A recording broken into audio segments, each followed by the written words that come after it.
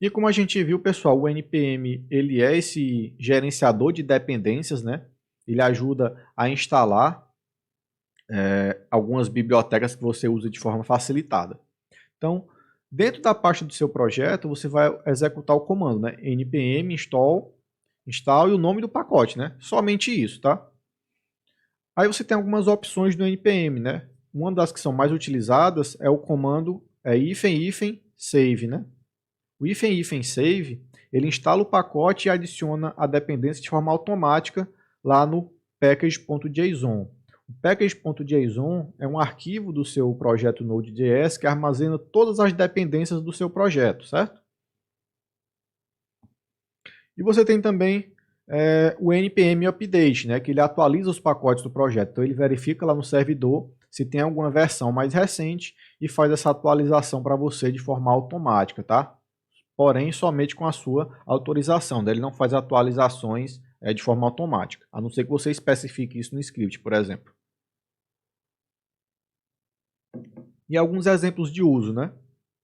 npm install -save express, né? Aqui eu vou instalar a minha biblioteca do Express para tratar com requisições, etc, que a gente viu anteriormente. Se eu quiser instalar o handlebars, né?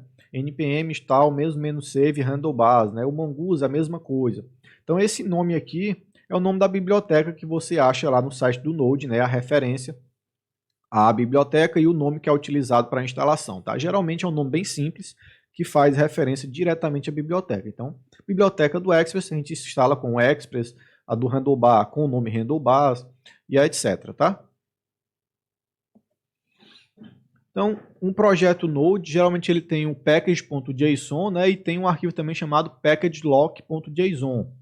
Esses dois arquivos são utilizados para gerência de dependências, né, para saber quais bibliotecas estão sendo utilizadas no seu projeto, qual versão específica daquela biblioteca que você está utilizando, para evitar conflitos de versões, né? Então, esses arquivos, né, são os arquivos padrões que armazenam as dependências do seu projeto, né, bem como o nome do projeto, autor, e-mails, bibliotecas, versões, etc. Isso aqui é um exemplo, né, ou seja, é sempre utilizando a notação do JSON, né, ou seja, você tem o autor, dentro do autor você tem um nome, um e-mail e um URL, e você tem os valores desses atributos aqui dentro do objeto autor, né.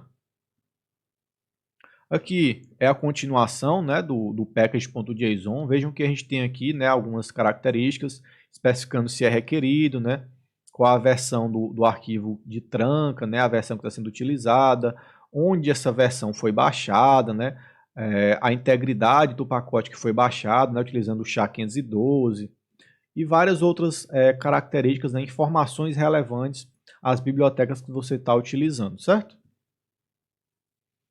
E no npm você tem duas formas de fazer instalações, né? Você pode fazer uma instalação local ou uma instalação global, né?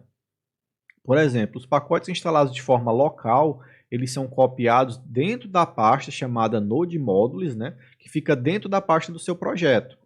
Então, se você utilizar npm install, o nome do pacote, né? Você vai instalar ele de forma local, né? Ou seja, que a gente utiliza npm install -save, né? Para você salvar ele lá, uma cópia dele dentro da sua pasta, certo? E os pacotes globais, eles são copiados em uma pasta gerenciada pelo Node.js, né? Em um único local e no mesmo local onde ficam as configurações do Node.js. Então, se você quiser fazer uma instalação global, você usa npm install -g, né, de global, e o nome do pacote que vai ser instalado. Porém, recomenda-se que você faça o uso de pacotes instalados de forma local, tá? A gente vai ver já já por que a gente faz esse uso de pacote local e não global.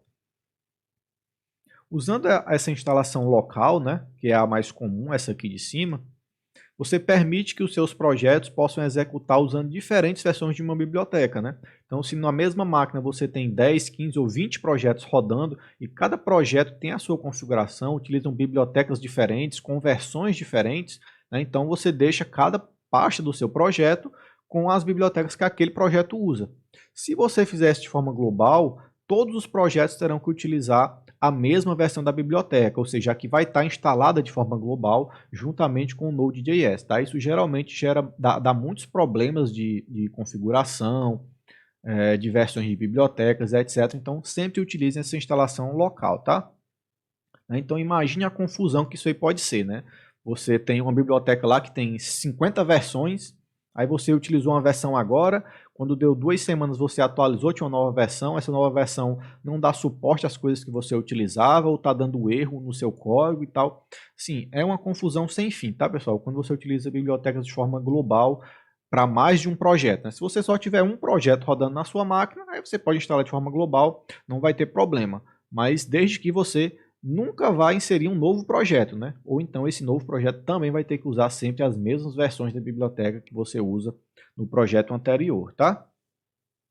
Então, mesmo que possa parecer um desperdício de espaço do disco, né, o grande problema é haver conflitos de versões, né? Então, o problema de conflito de versões de bibliotecas é muito maior do que alguns poucos megas que você está utilizando no seu disco em redundância, né? Porque você está copiando de forma local um arquivo que também está em outros projetos, por exemplo.